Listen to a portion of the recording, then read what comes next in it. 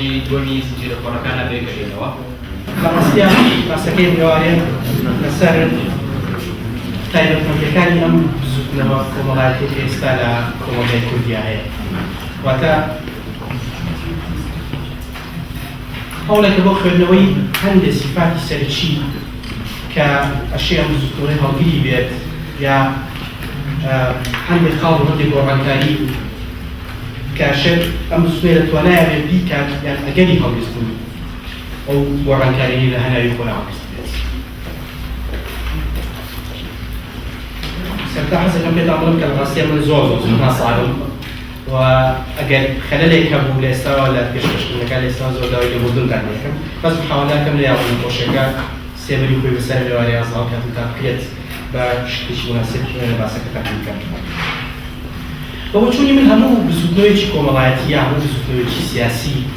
لە زیاد لە ئاستێکە کار دەکات. یعنی هەم لە ئاستی سیاسیە کارەکەن یا حەق سیاسەت و تکایەکی تایبەتی کایەکە خصوصیاتی خۆی هەیە و هەموو بزوتنەوەیەکی سیاسی کەیەتە گۆڕێ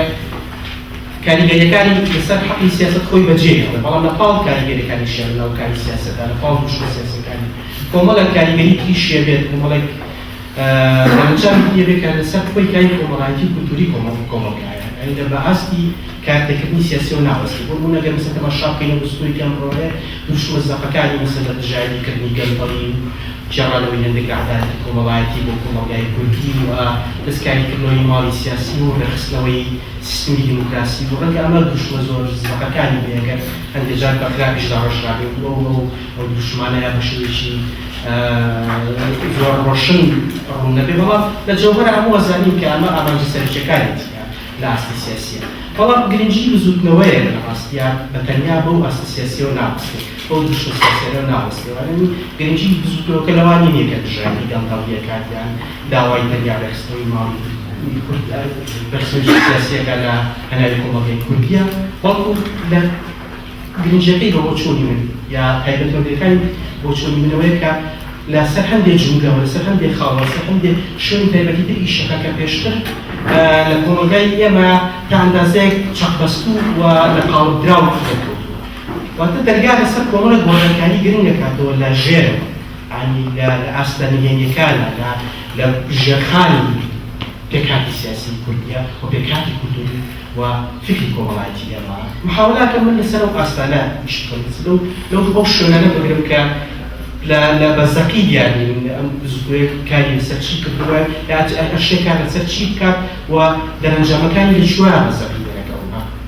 وەک لە ڕۆژی پێشوشا وتم گرنگی بزوتنەوەیەکی کۆمەڵایەتی لەوایە کە چەندە کارەکات لەسەر وێنەی کۆمەلگا بۆ خۆی، واتە کارێکەکە وێنەی کۆمەلگا بۆ خۆی بوەڕێ و هەروەها وێنەی فەرد بۆ خۆی بوەڕێ و هەروەها وێنەی دەسەڵاتیش بۆ خۆی بوەڕێ. ناتوانین حرکەیەکی سیاسی هیچ کات بایەخی خۆی وەرناگرێت ئەگەر لەم ئاستانە کاریگەریەکانی دەرنەکەوێت. یعنی ئەگەر نەبێتە خۆی دەستکاریکردنی وێنەی نیشتەمانیەوە بۆ خۆی و تا ئەندازەیەکیش شوێنی فەرد لەم کۆمەلگایە پێناسە نەکاتەوە و هەروەها شوێنی دەسەڵاتیش پێناسە نەکاتەوە یا وێنەی دەسەڵات بۆ خۆی دەستکاری نەکات. ئێستا هەمووە بینین ئەم بزوتنەوەیە لە ماوەیەکی کەما لە ماوەی مانجێکە قودرەتی ئەوەی هەبووە کە تا ئەندازەیەک دەستکاری بەلایانی کەم سقەی دەسەڵات بە خۆی تا ئەندازێکی زۆر لەقات. ئەو وێنە مێژووی کە بە خۆی دروستی کردووە تا ئەندازەیەک پشتێک بکات و هەروەها وێنەی کۆمەلگای ئێمەش تا ئەندازەیەک کۆمەلگایەکی پاسیف، کۆمەلگایەک کە شارەکی سیاسیکە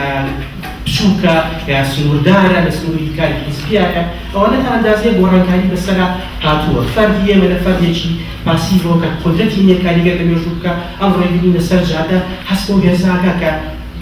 بەڕاستیە توانێت شتێک بکات و شتێک بگۆڕێت. ئەمانە سەرەتای دەستکاریکردنی وێنەکان بەڕاستیە دەستکاریکردنی وێنەی کۆمەلگا بۆ خۆی فەرد بۆ خۆی بەسەڵات گرنگە لەم ئاستانە ئیشکردن. بەڵام ئەوەی کە بە بۆچوونی من هەوڵە باسی خەڵکم لە پێنج خاڵی سەرچیا بۆ بکەمەوانێ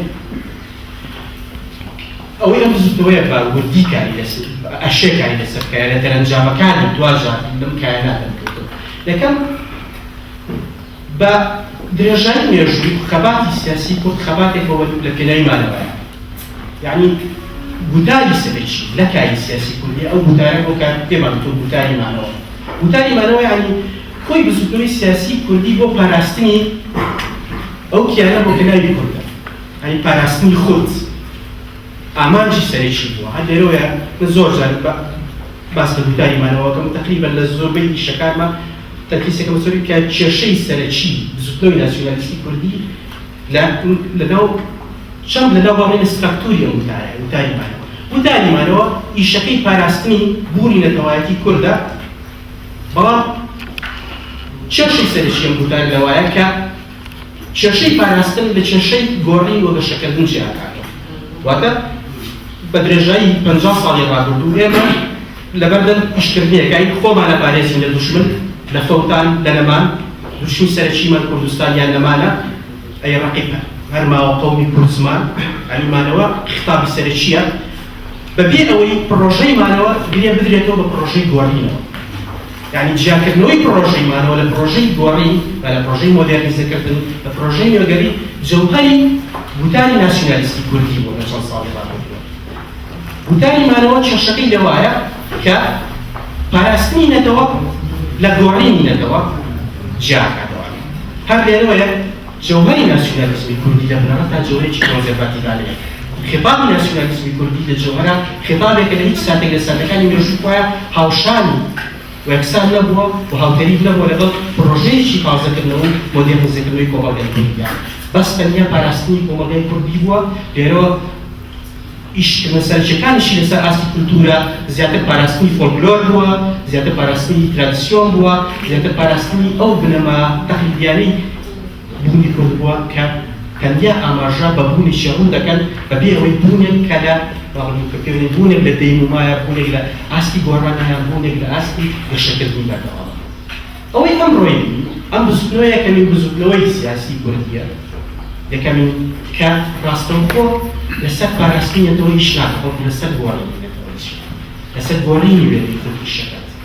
ئێستا دروشمی سەرەکی لێراوە نییە کە ئێمە بوونێتەوە تەنیا خۆمان پارێزین بەڵکو پاراستنینەتەوە بە شوێکی گەورە گرێ دەدرێتەوە بە ئیشکردن لەسەر خۆ ئەوەی ئێستا ئەیبینی بریتە لە ئیشکردنێکی بەردەوام لەسەر بوونی نەتەوایەتیە ئەمە یەکەم جارە بزوتنەوەیەکی سیاسی جەماوەری گەورە لە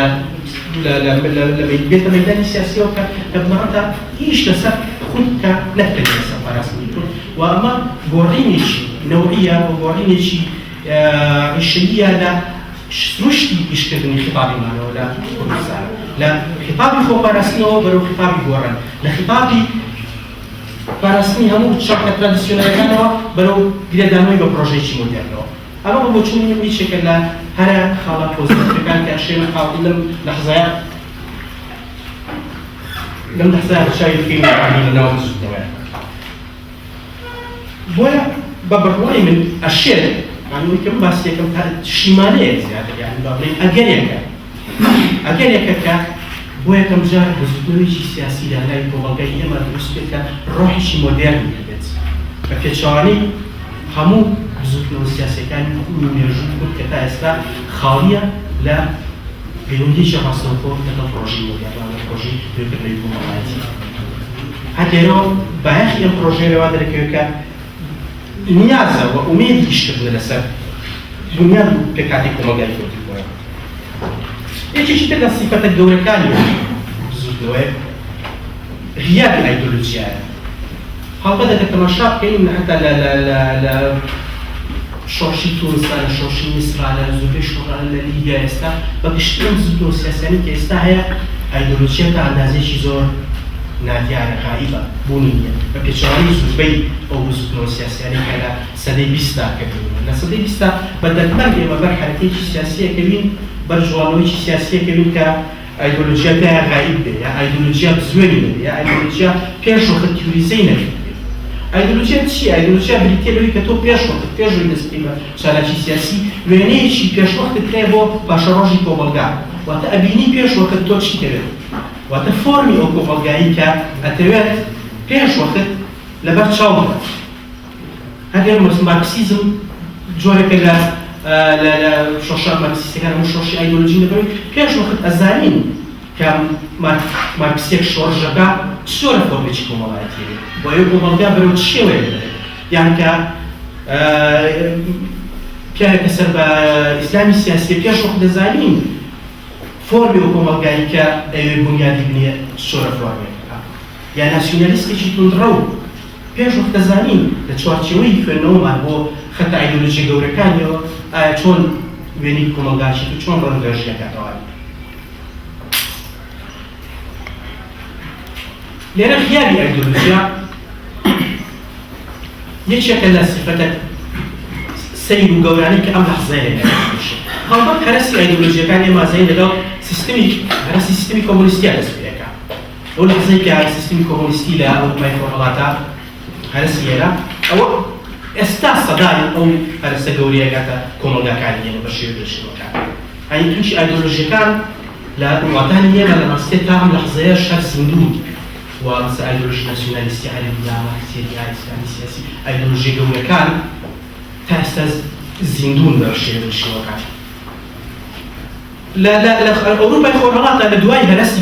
بلۆکی کۆمۆنیست بۆ چەند شۆڕشێکە بین بۆ نمونە شۆڕش لە سربیا لە ئوکرانیا ئەمانش خۆیان جۆرە مۆدێلێک بوون لە شۆڕشی بێ ئایدۆلۆژی یعنی یا ئەندازەیەک حزوری ئایدۆلۆژی تیایدا کەم بوو بەڵام لە خۆرهەڵاتی ناوەڕاستە لە وڵاتانی وەکوێدا کە ڕاستیە تۆی ناوی بێن زەرکاوی ئایدۆلۆژیەکان هەموو ئایدۆلۆژیە گەورەکان لەم وڵاتانە لەم شوێنانە قەتیز بوو لەدەوانەوە هێزی خۆیان لێرە تاقیەکەوانێ ئەوەی خەومان بۆ ببینە شۆڕشێک یا حەرکەیەکی سیاسی گەورە ببینێت بەبێ ئایدۆلۆژیا تا ئەندازەیەک ئەستەم بەڵام ئەمڕۆ بینین فعلا شەپۆلێکی گەورە هەیە کە ئەم شەپۆلە تحبیل ئایدۆلۆژیایکی گەڕیکراو لە پشتی نییە سوالەکە لەوایە ئایا لە ڕاستی ئەتوانی ئەسڵەن شۆڕش بکەی بەبێ ئایدۆلۆژیا یا سیستەم بگۆڕی بەبێ ئایدۆلۆژیا ئایا کێشەی شۆڕش لەگەڵ ئایدۆلۆژیا لەکوێیە ئەمە سوالێک نییە بەس بۆ ئێمە بۆ بەتەنیا پێ وایە سوالێکی نوێ سوالێکی گرنگە بۆ هەموو بەشەریەت سوالێک نییە بۆ بەتەنیا بەڵکو سوالێکە بەڕوای من لەبەر هەموو ئینسانیەتایە یعنی هەرەسی ئایدۆلۆژیا گەورەکان تا چ ئەندازێک واکات ئەگەری شۆڕش بەبێ ئایدۆلۆژیا موچین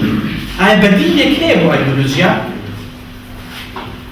هەڵبەت دوو حاڵەتە بۆ چوونی لێرە حاڵێکیانەوەیە کە نەبوونی ئایدۆلۆژیا ڕەنگە وا بکات هەندێک مەترسی خۆشی هەبێت ئەوەی کە گۆڕین تەنیا لەسەر ئاستی سیاسیە یعنی ئەگەر ئایدۆلۆژیەکان نایەوێت تەنیا سیاست بگۆڕن یعنی مەسەڵ مارکسیسم بەس نەیەوێت قەیسە لێ بگۆڕن بەڵکو سیستمی ئابووری بگۆڕێ سیستمی کۆمەڵایەتی بگۆڕێ پەیوەندیەکانی بەرهەمهێنان بگۆڕێ ژێرخانی کۆمەلگا بگۆڕێ سەرخانی کولتوری بگۆڕێ ئاستی پەیوەندی فکری لە نێوان قوتابخانە فکریەکانە بگۆڕێ یعنی نییە تەواوی سیستمەکە دەستکاریەکە ئایدۆلۆژیا بەس هەرمی سیاسی یا باڵێن بەشی سەرەوەی سیستم دەستکاری ناکەنە بەس دەموچاو سیاسەکان نابۆڕێ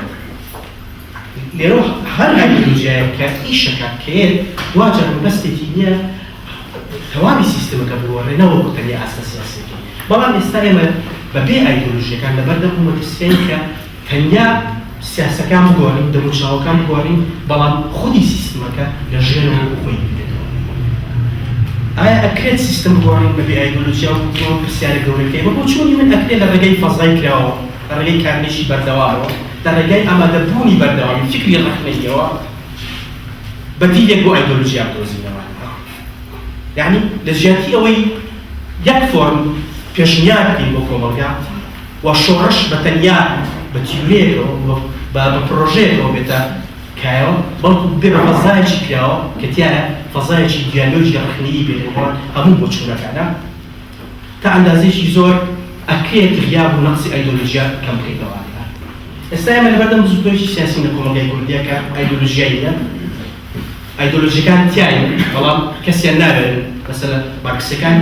لە میدانی سەرای ئازادی بەڵام ناتوانن و ناوێت بڵێمە شۆڕشێکی مارکسیە ئیسلامیەکان هەن بەڵام ناتوانن و ناوێت بڵێمە شۆڕشێکی ئیسلامیە و ناسیۆنالیستەکان و قەومی متەتالیفەکانیشن هەمان شەوە بەڵام هیچ کەسێک ناتوانێت و ناوێت بڵێت ئەمە هی منە بەتەنیا زمینە لەبەرەوەی دووە جار بۆ فەزایەکی سیاسی ئێستا واکراوە هەیە کە لەناو فەزایە ئەگەری ژیانمانەوەیە کە خۆت تەنیا وەکو خاڵێک تەماشا بکەیت وەوە لەوەکو تەواوی دیمەنەکە داژی بکەیت کێشەکە و مەترسیەکە لەو لەحزەیە دروستە بێت کە یەکێک لە ئەگەرەکان تەواوی مەشهەدەکە داژی بکە و تەماوی دیمەنەکە بۆ خۆی داژی بکات بۆیە ئێستا لەم لەحزەیە بە بڕوای من جگە لە کارێکی فکری جگە لە دیالۆگ و جگە لە بیرە ڕەخنەی ئەگەریکی تر نییە و وألترناتيفي تر بان لەبەر دەسانیە کە غیابی ئایدۆلۆژیا تا ئەندازەیەک نییە ئەو نوقسانیە پڕ بکەینەوە کە نەبوونی ئایدۆلۆژیا دروستی کردووە.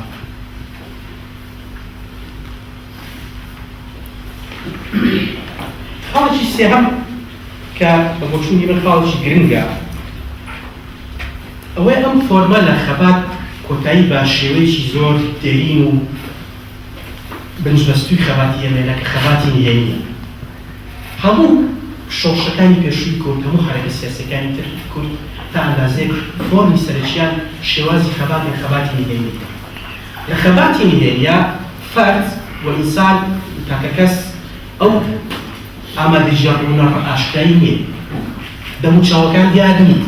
ئەوەی کە دیارە دەموچاوی سەرەکی حیزب. بۆ حیزب لە لەحزەیەکە تا ئەندازەیەکی زۆرە بێ بە بکەیەکە بۆ شێوە قودسێتێک وەرەگرێت. بە بۆچوونی من قودسێتی حیزب کە لە مێژووی چەند ساڵی کوردی لە ڕۆژی 70-80 ساڵی کوردی ڕابردووە حیزب شوێنێکی زۆر گرنگ و سەنتراڵ و وەرەگرێتەوە بۆ فۆرمی خەباتی نهێنی. لە خەباتی نهێنیە ئینسانەکان دیار نین. هەمووش تارمایین هەموو شەباحن بەس سەرۆک لەگەڵ حیزبا دیارە. ئەنی ئەگەر تەماشا بکەن ئێستا مفارەقەیەکی زۆر سەیرەبین لە ئێستا. لە فۆرمی خەباتی ئاشکراکە ئەم ڕۆی بینین ئێمە هەموو قساکەین دەموچاومان دیارە. بە زەوانی کە نادیارە سوڵتان دەموچاوی دیار نیە. لە کاتێکە لە پێشوە لە پێشترا دەسەڵات دەموچاوی دیارە و خەڵک دەموچاوی دیار نیە. ئێستا تەواو عەمەلیەکە پێچەوانە بۆتەوە. ئێمە هەموو دەموچاومان دیارە، دەنگمان دیارە، قسەکانمان دیارە، بەس دەسەڵات ناچارە دەموچاوی خۆی بشارێتەوە. ئەم ئینتیقالە لە خەباتی نهێنی و خەباتی ئاشکرا باڵێن ئەم گواستنەوەیەکی زۆر استراتیژیە و زۆر گرنگە. لێرە ئەکەوینە بەردەم دوو حاڵەت. بە بۆچوونی من ئایا گواستنەوە لە خەباتی نهێنیەوە کە تایە حیزب مقەدەسە، حیزب بکەی یەکەمە، سەرۆک مقەدەسە، بەرەو خەباتێکی ئاشکرا کە تایە فەرد ئینسان بە دەنگی خۆی بە ڕەنگی خۆی بە ڕەشی خۆی ئامادەیە و هەریەکێک لە ئێمە بە دەم و ڕەنگی خۆمان لێرە ئامادەین. ئەم بەرەوچیمانە دەڕاستی ئەمە ترسیەک هەیە بۆی کە ئەمە گواستنەوە بێت لە قودسێتی حیزب و بەرەو قودسێتی فەردیش. ئەمە حاڵەتێکی کە ئەبێت لە بیدایەتەوە ڕۆشن بکەین و ئاگاداریەوە بکەین. یعنی شەیەکێک لە لەنهاکەکان کە کەسایەتێکی کاریزمی هەیە بتوانێت جێگای بێتە پێشەوە بۆ دەمەکانی تر داپۆشێت. لێرە زۆر گرنگە ئێمە ڕۆحی ئەو چرکە سادە تێ بگەین کە بە بۆچوونی من چرکە سادێکە کە تایە گواستنەوە لە خەباتی نهێنی و بەرەو خەباتی ئاشکرا بریتیە لە گواستنەوە لە یەکڕەنجیەوە بەرەو بێشومان بۆی هەموو ئینسانەکان دەنجا دەبێت. حتا ئینسانە سادەکان لەبەرەوە لێگەڕین منبەرەکان ئەو شێوەڕەنگ ئەو فرەڕەنگی و پلۆرالیزمی پێوە دیار بێت. پلۆرالیزمی سیاسی نابەکەندا حتا پلۆرالیزمی فەردی تاکە ئینسانەکان زۆر لە زۆر شوێن لە زۆر لەحزابنی کە تەماشاکەی بۆ من مشکلە نەبوو. دوێنێ دەکە لە ساحەی سەرای ئازادەوی ئارام غەفار قسەیەکی زۆر سەرنجڕاکێشی کردن کاکێ من قەداقی زۆر سەرنجێکی شڕاکێشە بۆ قسەی زەنی وتی بەختیار تۆ قساقی خەڵک جۆر لێ بێ بەس من بۆی جۆم لەبێ هاوار بکەم. خودی ئەو ڕستەیە خودی ئەم لەحزەی هاواری ئەوانەیە. یعنی بێ ئێمە ئەبیسترین ئەو ئەبیسترێ بەڵام شێ ئینسانە سادەکانەکە نەبیسترێن. پێویستە منبەرەکان بین بەوان، پێویستە ئەوان لێوە قسە بکەن. یعنی ئەوەی کە چەند ساڵە لە مێژووی ئێمە کپەکرێ و ئەکوژرێت دەنجی ئەوانە. ئێستا گرنگە دەنجی ئەوان بێتەوە سەرێ. ئالێرایە من هەست دەکەم نییە بە ضرورەتی ێزانم نییە ئیشارە بۆ چیرۆکێک بۆ لەوحەیەکی خۆی ڕاستیان چەمشێکی واکە بنیامینە بە ئەنگلۆس نۆڤۆس مەشهورە لە فکرا بۆ ئەنگلۆس نۆڤۆس ناوی نشانی تابلۆیەکی پاول کلێر فەرمانێکی تشکیلی بەناوبانگە. پاول کلێر لەوحەیەکی بەناوبانگی هەیە لەوحەکەیە ڕەسمی فریشتەیەکە کە زۆرجار بە فریشتەی مێژۆش وکرێنێ. لە لەوحەکەیە وێنەی فریشتەیەکەیە کە چاوی زەق کردوێتەوە دەمی داچەقاندووە و باڵەکانی کردوێتەوە و بایەک ئەیبات بەڵام لە ژێرەوە وێرانەیەکی گەورەی هەیە وێرانەیە کە کەڵەکا بێت.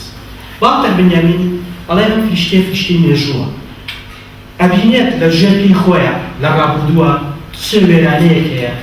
چەند شتی کوژراو هەیە، چەند دەنگی کراو هەیە، چەند دەنگی شاراوە هەیە کە نەیتوانێت تعبیر لە خۆی بکە کە دەنجی قوربانیەکانی مێژووە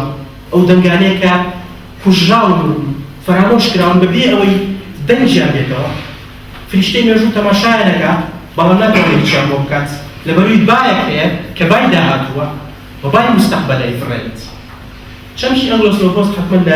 لە فکری وڵاتەکانی شوێنی سەنترالی هەیە وە لە کۆی سۆسیۆلۆژیای سیاسی چەمشیشە چەمشێکی گرنگە بەڵام ئەوەی کە لای من سەرنجڕاکێشە بۆ ئێستا ئەو نیگا فریشتەیە کە فعلا ئێمە ئێستا لەم لەحزایە لەسەر وێرانەیەکی گەورە لە دەنگی کراوەستانی لەوەیکە مێژووی ئێمە پڕە لە دەنجی کوژراو و لە ئینسانی بێدەمکراو ئەهەمیەتی ئەم لەحزەیە کە ئەهەمیەتی کە ساتیشی خەباتی ئاشکرای ئینسانەکانە ئەوەیە کە ئەو دەنگ کوژراوانە سەر لەمێ قسە بکەنەوە بێنەوانێ و ئەو نیگا سەرسامەی فریشتەی مێژوو یا ئەنگلۆسۆفۆس نەبێت ئەوەی کە بای داهاتوو بە شکڵێک بێت دەنگی کوژراوەکانی ڕابردوو شمانە دەکاتەوانێ ئەمە لەحزەیەکە کە تایە ئەگەرەکانی پاشەڕۆژ لەگەڵ دەنگ کوژراوەکانی ڕابردوو بێت پێکەوە چونچێ بە بۆچوونی من ئەوەی کە لە ڕابردووە ناشیدینە ڕابردووی جەلادەکانە لەو بۆ ڕابردووی قوربانیەکان ئەوەی کە لە مێژووە ناشیدینە ناتوانین ڕابردوو هەمووی ڕەفس بکەینەوە ڕابردووی ئەوانەی کە بێدەم کراون و قوربانین سەر لەوێ ببێتەوە و قسەی خۆی بکاتەوە قوربانیەکان و ئەمە تەنیا ئەگەریشە تەنیا لەحزەیەکیشە لە مێژووەکە ئاشێ ئێمە لەبەردەمەوە گەرانی کە بتوانین ئەو دەنگە کوژراوانەوە ئەو ئەگەرە کوژراوانە سەر لەوێ زیندوو بکەینەوە بێنینەوە سەر سەحنەی سیاسی خاڵێکی گرنگی تر خاڵی چوارەم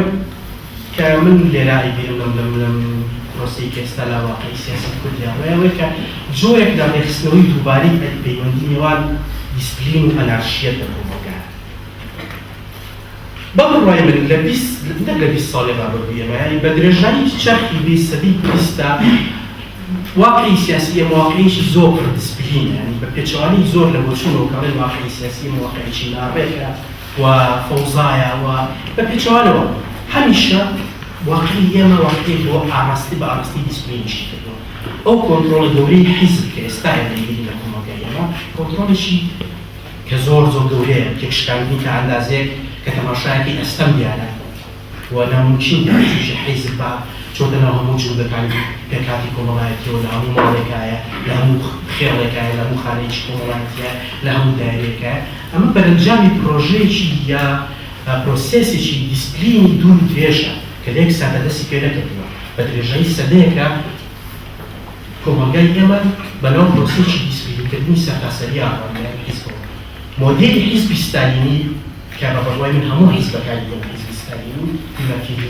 ئەو حیزبانی کە غێر مارکسیشن زەینە حتا من حیزبە ئیسلامیەکان بە شێوەکاتم بە فۆرمی دینی نیشان دەدووە و فۆرمی تەنزیمیان فۆرمێکی دینیە بە بەڕوای من دیسپلین لە کۆمەلگای ئێمە قانونێکی سەرچی مێژووی ئێمە ئەو ساتی تیانی ساتێک لە ئەنارشیەت لە ناڕێکی بیژیان ئەم لەحزەیە ئەو لەحزەیە کە شتێک لە ناڕێکی بێتەوە ناو سیستەمە کە زۆر گرنگە چونکی هەموو کۆمەلگایەک بە دیسپلین ئیش ناکات دەبێت بەڵکو بە شتێک لە ئەنارشیەتیش ئیشەکە بە شتێک لە ناڕێکی ئیشەکە هەموو لەناو کۆمەلگای پێویستیمان بە چەندە پێویستیمان بە ڕێکی دیسپلین هەیە ئەوەندەشمان پێویستی بە هێزێک هەیە کە هێزی ڕێخستنەوەیە چونکە ئەستەمە تۆ بتوانی کۆمەلگاکێک بخەیتەوە ئەگەر نەتوانی ساتێک لە ناڕێکی دروستکەی ساتێک لە فۆزات ئەم فۆزایەکی کاهێنەرانەیە فۆزایەکی تێکشکێنەرانە نییە فۆزایەکە کە کۆمەلگا پێویستی بۆ ئەوەی نییە لە سنووری دیسپلینە پێشوولەکانی خۆی دەرباز بێت بۆیە بە بۆچوونی من ئەوەی کە ئێستا بینی گەڕانەوەی ساتێکی تا ئەندازەیەک ئەنارشیانەیە بۆ نەو مێژوو کە زۆر گرنگە ئامادە بێت ئێمە لە 100 ساڵی ڕابردووە کوشتەی دیسپلینی کوشتەی کۆنتڕۆڵکردنی تەواوەتی حیزبی بۆ فکر بۆ بیرکردنەوە بۆ خەیاڵ ئێستا فکر بیرکردنەوە خەیاڵ پێویستی بە لەحزەیەک لە ئازادی هەیە پێویستی بە تێکشکاندنی ئەو سنوورانە هەیە پێویستی بە تێکشکاندنی ئەو قاڵمانە هەیە لێرەوە ئەگەر ڕازگۆبی لەگەڵ خۆمانەوە ئەگەر توانای ئیبداعیمان تیاێت ئەمە ئەو ساتانەیە کە لە ڕاستیە هەموو ئینسانەکان تیاتوانن وردیان بەشێ وە کارابن چونچێ ساتێک هەیە کە ساتی لاوازبوونی دیسپلینەکانە ساتی مردنی باوکە ساتی لاوازبوونێتی زۆر زەڕوریە کۆمەلگا ئەو ساتە ئۆدیبیە ئەو ساتی کوشتنی باوکە بە چێژ ڕۆژی خەتەری سەرەکی لەوایە لەو لەحزەیە کە باوکی لاوازە بێ باوکی دوێنێ لاوازە بێەوە پی دەبێت تۆ یەکسەر لە بیری دروستکردنەوەی باوکی دووەوەیت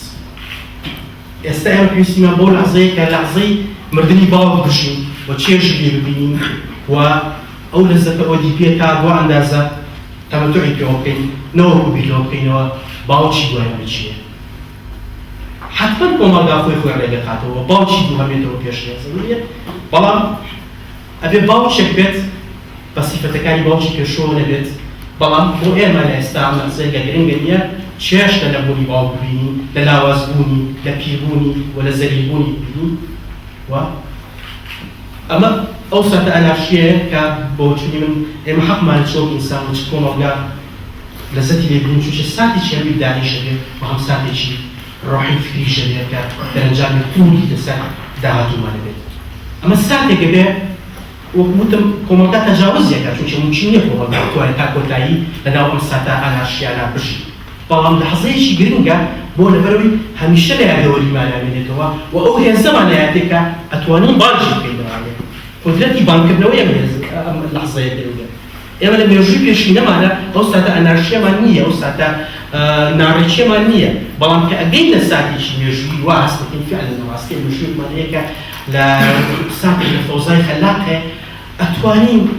بەردەوام لەگەڵ هەموو سیستمێکە ئەم لەحزەیە زیندوو بکەینەوە و بانجی بکەینەوەیە و هەمیشە وەکو مەترسیەک لەسەر هەموو باوکەکان ئامادە بێت ئەم لەحزەیە خاڵێکی ئەخیر کە هەوڵەکەم تەواوی کردەوەیە کە یەکێک لەو شتە گرنگانەی کە ئێستا من لێرایە بینم پچڕانی پەیوەندیە لە نێوان یان گۆڕینی ڕاستیە پەیوەندیە لە نێوان پراکسیس و تیورایە تیورۆ و پراکسیسە ئەگەر تەماشا بکەن هەموو بزوتنەوە سیاسەت پێشینەکانی کوردیا سەرجەی بزوتنەوە سیاسەکان لە کۆمەلگای خۆرهەڵاتی ناوەڕاستە هەمیشە تیورەیەکی شۆڕژیان هەبووە ئەو قسە بەناوبانگەی دینین کە ئاڵێ هیچ بزوتنەوەیەکی شۆڕژیان نییە بەبێ تیورەیەکی شۆڕژیان تا ئەندازەیەک لە واقعی سیاسی ئێمەیە زۆر چالاک بووە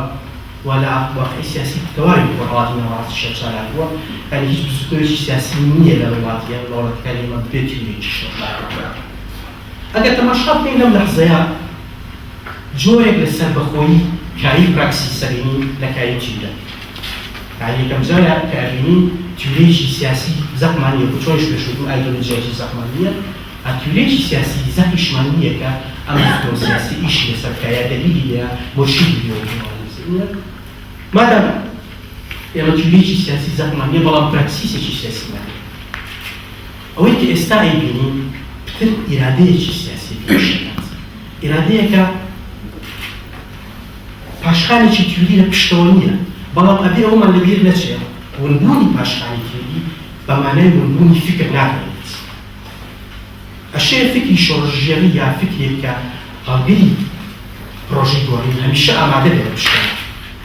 بەڵام جیاوازی لە نێوان فکر لەگەڵ تیورا جیاوازیشی زۆر بێت فکر بریتی نییە لە قاڵبێکی داخراوە بریتی نییە لە پرۆژەیە کە پێشوەکەت هەموو دیمەنەکەی قەسم کردێت تیورا بریتە لەو هێزەی کە تەواوی دیمەنەکە ڕسمەکات تەواوی ئەو حاڵەتی کە ئەبێ شۆڕژ لەسەری بڕوا شۆڕژیە ڕەچاوی بکە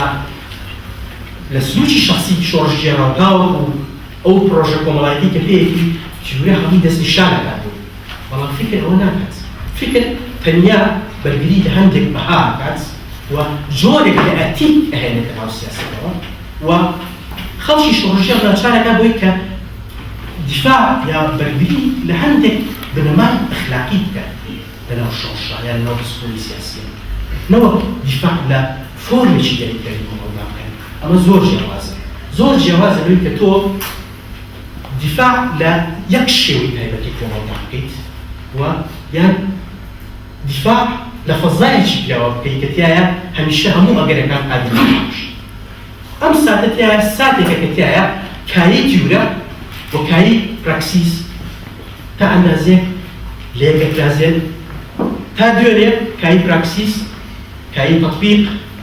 وكو كويلوا على بردم كاي تيوريا وتانيا اوش تاني جيب كردوا كاي تيوريا بيشتشي كردوا بيوندي نيوان براكتيك وتيورو بيوندي نيوان خدمتكار واغاتي واغو لم لحظه جۆرێک لەسەر بەخۆی یەگەڕێتەوە بۆ کردداری سیاسی جۆرێک لەسەر بەخۆی یەگەڕێتەوە بۆ پراکسیسی سیاسی